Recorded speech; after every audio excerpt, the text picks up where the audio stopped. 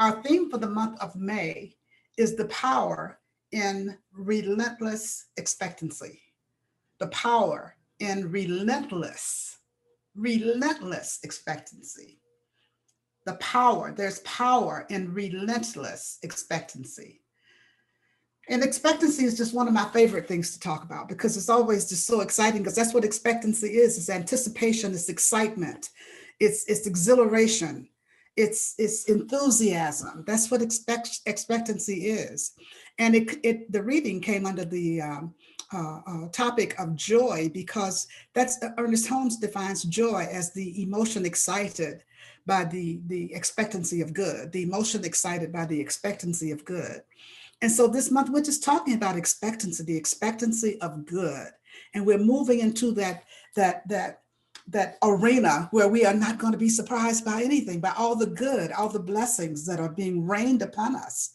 And so that's the energy that I want us to move into. I want us to be in that place of expectancy throughout the month, throughout our lives, really, but particularly we're focusing on it this month.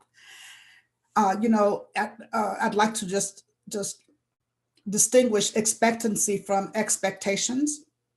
Expectations are those things that we are aware of, those things that we already have in mind, and they are fine to have expectations, but they can also lead to disappointment. They can also lead to sadness because we have a particular thing in mind, a particular way that we want somebody to act. That's usually the way expectations show up. They usually show up as we wanted someone to act a certain way or to be a certain way, and when they are not, they fail to live up to our expectations, and we get into disappointment, we get into depression, we get into sadness because something did not live up to our expectations. That's limited. Expectations are limiting. Expectancy is broad. There's no limit. There's no limit to expectations. Expectancy. There's no limit. Because expectancy is being open to allowing spirit to reveal itself fully and completely in our lives as our lives. And so we want to walk through life in that energy of expectancy, always knowing that there's more. There's always more. There's always more. There's always more. That's the thing that I like to really stress about expectancy. There's always more. I call expectancy something like a big Easter egg hunt.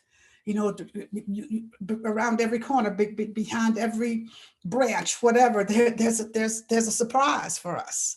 There's something for us to be excited about. There's good awaiting us wherever we turn, wherever we go. I also call expectancy the big and. And I did a talk a long time ago when I first came here about the big and, because there's thank you, God, and there's always more. There's always more to express. There's always more to experience. There's always more to come into our experience. And so that's where we want to be, in a place of excitement, a place of openness, a place of freedom, a place of possibilities, because that's what expectancy is all about, being in a place of possibilities. When I was a kid, my father, God love him, who always wanted us to have everything and to be happy and never be disappointed or never be let down by anything. And I was the one who would get really excited about things that I wanted to do or things that I wanted, what I thought I wanted to be or whatever. And he would always say, don't get so excited. Don't get so excited about it. He said, because what you have to do is you hope for the best, look for the worst, and take whatever God sends. Hope for the best, look for the worst, and take whatever God sends. Now that made not a lot of sense to me. So I would always question that. Why do I have to look for the worst? He said that way, if you're looking for the worst, then you won't be disappointed.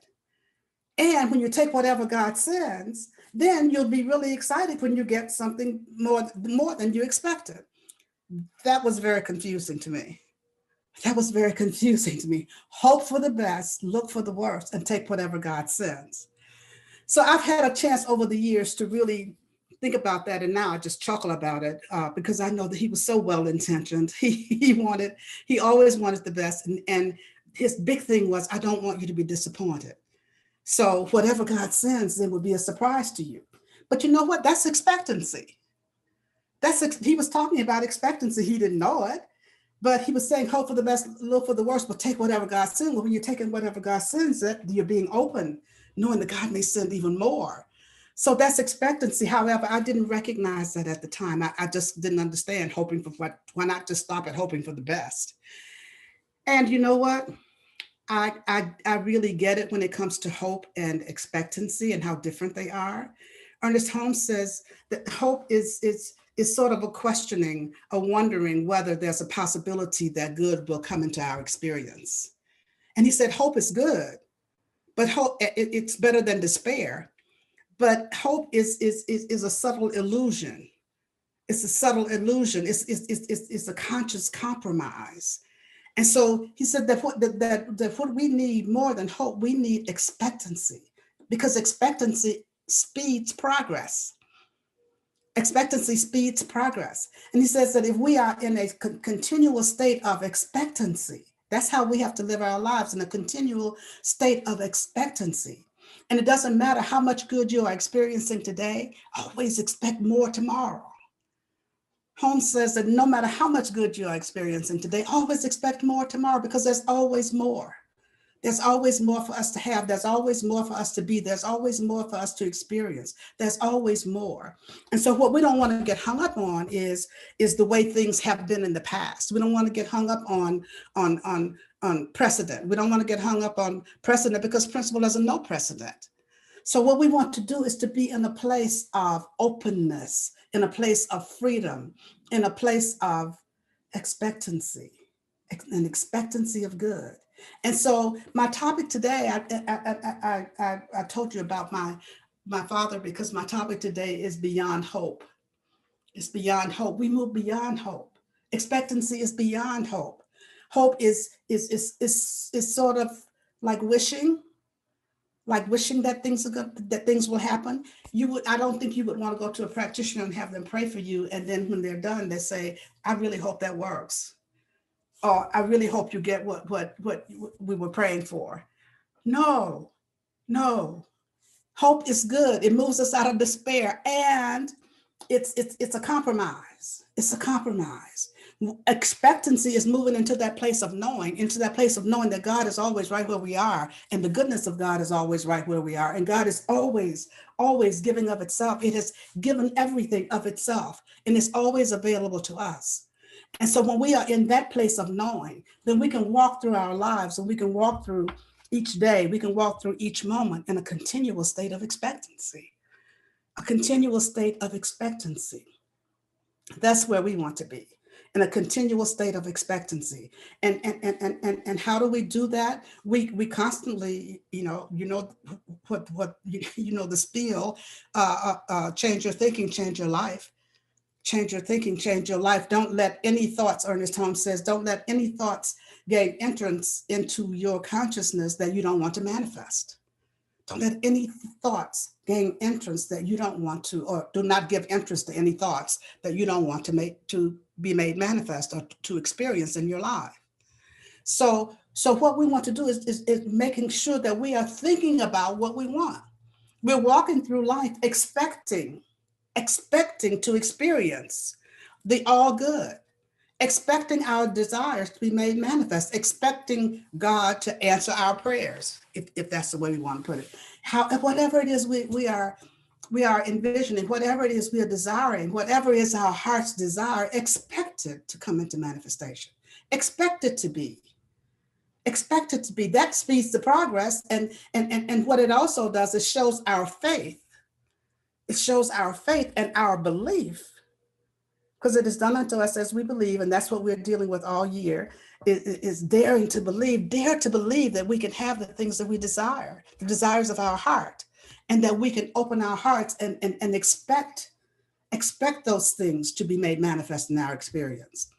And so we want to walk through our lives. We want to walk through our days just saying, I expect this to be good. I expect good to happen. I expect miracles to show up. But you know what? When we constantly move into that place of expectancy, we recognize that God's good being made manifest in our lives is really not a miracle. It's really just God being God in our lives and we being open to it. And it becomes the norm. The more we can open up, the more we can be aware, the more we can be practicing the presence of God, the more God's blessings in our lives, God's goodness appearing in our lives becomes the norm. And we can stop calling it a miracle. We can stop calling things miracles that happen. It's like, oh, yes, I experienced this. Oh, yes, my heart's desire has been made manifest. And so I just invite you now to take a breath and just let's just look at how we can really move into living in expectancy, constantly walking through our lives in expectancy. And we can do that when we, first of all, let go of expectations. We let go of expectations, and that moves us out of the realm of expectancy. We let go of expecting other people to do certain things, or things to turn out a certain way, or a specific thing to happen. We just let go of expectations. We let go of expectations, and as we let go of expectations, we also let go of the the fears and the opinions of other people. Letting go of the fears and the opinions of other people. Because you know what? When we are in a place of expectancy, when we are in a place of openness, when we're in a place of anticipation, when we're in a place of excitement, somebody else can really pour water on it. Somebody else can really make us feel really, really bad. Somebody else can really make us think that we are a little crazy for thinking that far out of the box. You aren't dealing with reality, people will tell us. That's too far out of the box. And so what we want to do is not get caught up in other people's opinions, not get caught up in other people's fears. We're living in a world today where there's a lot of fear out there. There's a lot of opinions out there. And we don't want to get caught up in those because they can affect our ability to be in that place of anticipation, in that place of excitement, in that place of exhilaration, in that place of expectancy. Because when we're hearing constant negativity, a constant fear, a constant drag on our consciousness, if you will, when we're hearing that, then we get caught up in, well, maybe I shouldn't think that big. Well, maybe I should, maybe that is unrealistic. Maybe I should tone it down a little bit. Maybe it can't happen now because it's never happened before, or because I've tried this so many times before and it didn't work, or because I've been waiting for this for so long and it didn't work. So maybe I should just pull back on what my expectancy is. No, no, that's not what you want to do. What we want to do is to still be in that place of, I expect, I expect, I expect good to be made manifest in my life. I expect my prayers to be answered. I expect to have my divine right job. I expect to have my divine right residence. I expect whatever it is that you are expecting, whatever it is your heart's desire, expect that. And don't allow, as I said, the opinions or the thoughts of other people, other situations or things that have happened in the past, or the amount of time that's passed. And let none of that make a difference to you. Let none of that make a difference to you. Let none of that put a damper on your sense of expectancy, on your sense of expectancy. So you want to walk through life in that place of an expectancy of good.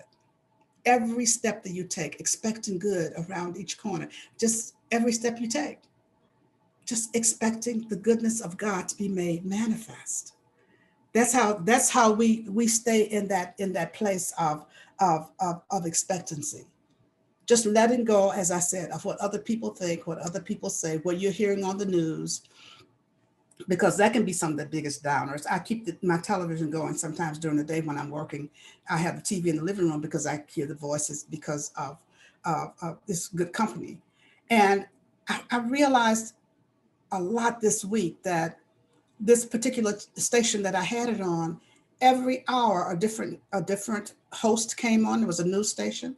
Every hour a different host came on, and every hour they told the same news. They told the same news stories. And as the day wore on, I began to realize that I wasn't feeling nearly as upbeat as I had been, even though I wasn't really consciously listening. I wasn't feeling as upbeat. And I thought, you know what? It's because I've heard that same story over and over and over again. And I've heard the reason why certain things aren't working, the reason why certain things can't work, the reason how things used to be and how they're going to always be and how they're never going to change. I had to get up and put meditation music on just to clear the energy in my room. In my house, I had to get up and just shift everything because I had allowed that energy from the outside. I had allowed that energy to affect me, to impact me and how I was feeling. And it was so subtle that I was almost unaware of it until I began to realize I was starting to feel a little tired. I was feeling a little down. I couldn't figure out why my energy was getting low. And it was like, you know what? It's because of what's been going on a loop in there. And the news was on a loop. Now I will listen to it sometimes, but I don't need to listen to it every hour. The same news being told to me by a different person, because as I've always said, it's not news after the first time you hear it. So what I recognized was that I was allowing that to interfere with my consciousness and my conscious awareness. So I had to let that go. And so that's what we want to do, let go of the opinions and the impact that others have on us. And the other thing we want to do is also create, well, wake up every day with excitement and enthusiasm. Wake up every day with excitement and enthusiasm. And what I was about to say about create an affirmation for yourself. When you wake up in the mornings, that really puts you into a place of expectancy. It puts you into a place of expectancy. It puts you into a consciousness of expectancy, of excitement, of enthusiasm. I wonder what today is going to bring. Or waking up with the affirmation, I expect to, as I said earlier, to have my new job today. I expect my divine right partner, my divine right mate to show up in my life today. I expect him or her to walk through that door, to meet him on the sidewalk, or whatever the case may be. But this is what I expect. You know, I used to do a Wednesday evening service, and we closed it out each week with the affirmation, if you will. Something wonderful is happening in my life right now. I know it, I sense it, I feel it, and I thank God for it. Something wonderful is happening in my life right now. I know it, I sense it, I feel it, and I thank God for it. And you know, I'm adding to that today. I'm saying something wonderful is happening in my life right now. I know it, I sense it, I feel it, I expect it. I expect it, and I thank God for it. I invite you to use that affirmation or create your own. Something wonderful is happening in my life right now. Something wonderful is happening in my life right now. And you know, if you have your mind on what it is you are desiring, if it is a job, if it is a job, if it is a lover, if it is a new home, if it is a new car, whatever it is, have that in mind, and then just affirm something wonderful is happening in my life right now. I know it, I sense it, I feel it, I expect it, and I thank God for it. And that's what we do. And that keeps us in that place of expectancy. If you can do that before you even get out of bed, or before you really get started with your day, it puts you in that place of expectancy, of expecting the goodness of God. And then the last thing I want you to tell you to do is to act as if it's already here. Act as if it's already here. Act as if you know it's coming. Act as if you believe it. Act as if you believe it, because that's showing your faith when you're acting as though you believe it. When you're acting as though you believe it. I'm reminded of when I was a kid, my mother fell and broke her ankle in 3 places. And she had to have a steel pin put in her ankle. And the doctor told her she'd never walk again. She would probably be in a wheelchair most of the rest of her life. And she just was not even thinking about that. She said to him, no, I'm not. And so she started to, but the mantra in my family has always been, God has the last word. And so she said, now God has the last word. And so she started to get up out of that wheelchair and try to walk. And it was so painful. And sometimes we would hear her struggling and groaning to get out of that chair and to walk. And then she got to the place where she could walk with a limp and a cane. And when she went back to the doctor, he told her that he was really surprised that she could do as much as she was doing. And he told her that she would always walk with a limp. And she said, no, that's not going to happen. God has the last word on this. And so at night, we would hear her walking back and forth in the house, and she would count 1, 2, 3, 4. 1, 2, 3, 4. And she counted because each time she counted a number, she took a step. And she started out slowly, and then she started to speed it up. And it took time, but she did it religiously. She would walk 1, 2, 3, 4. She was acting as if she could walk. She was expecting to be able to walk. Every time she said that God has the last word on this, that was her expectancy, that she was going to walk again without a limp. And she never limped. She never walked with a limp. After that ankle healed, she walked, and she walked the rest of her life until she was well into her late 80s. And she continued to walk without a limp because she believed. She believed that she could do it. She believed that the goodness of God was available to her. She believed that her desire was going to be made manifest. And she acted like she believed it. She acted like it was. She acted like she could walk, and she did without a limp. And so that's what I'm saying to each of us. Act as if. Live in that place of expectancy. Know that something wonderful is going to happen, or something wonderful is happening in your life right now. Know it, sense it, feel it, expect it, and then experience it. This is how we experience the things that we have an expectancy of. This is how we experience joy in our lives. And so I invite you right now to take a breath with me.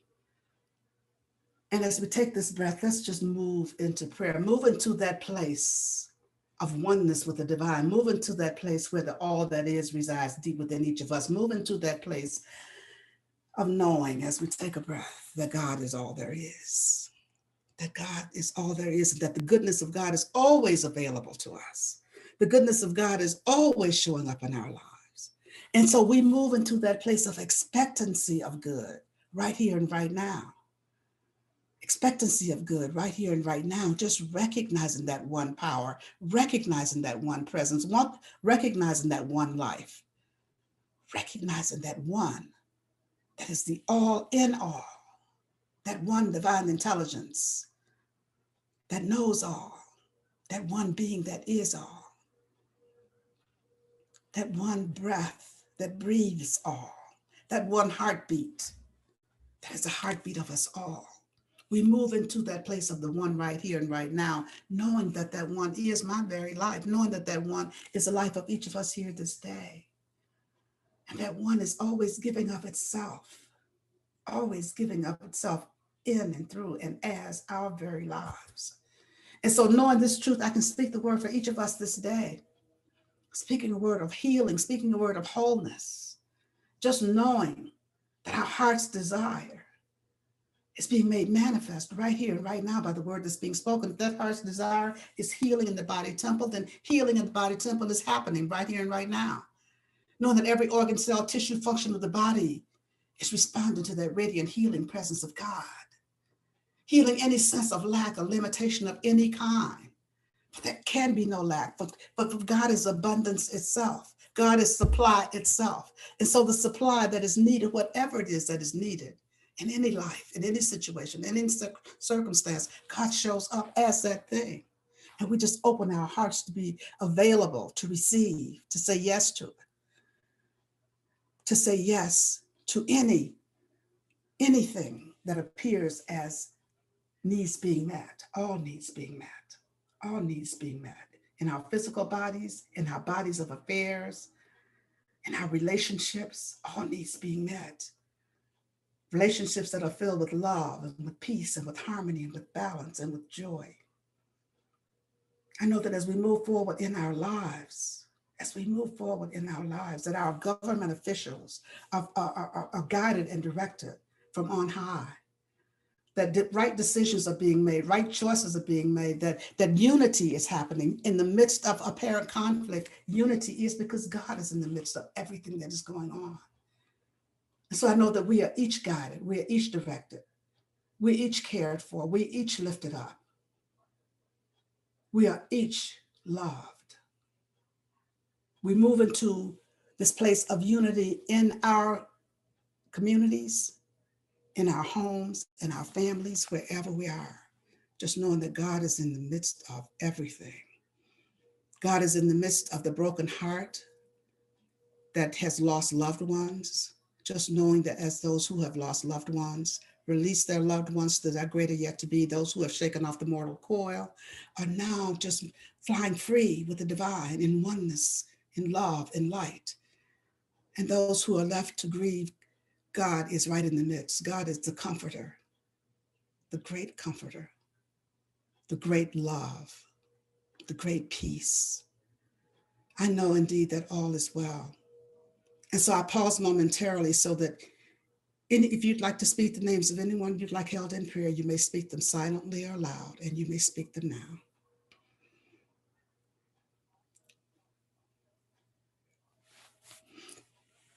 And so for all those whose names were spoken here this day, I know that God is right where each one is, blessing and keeping them.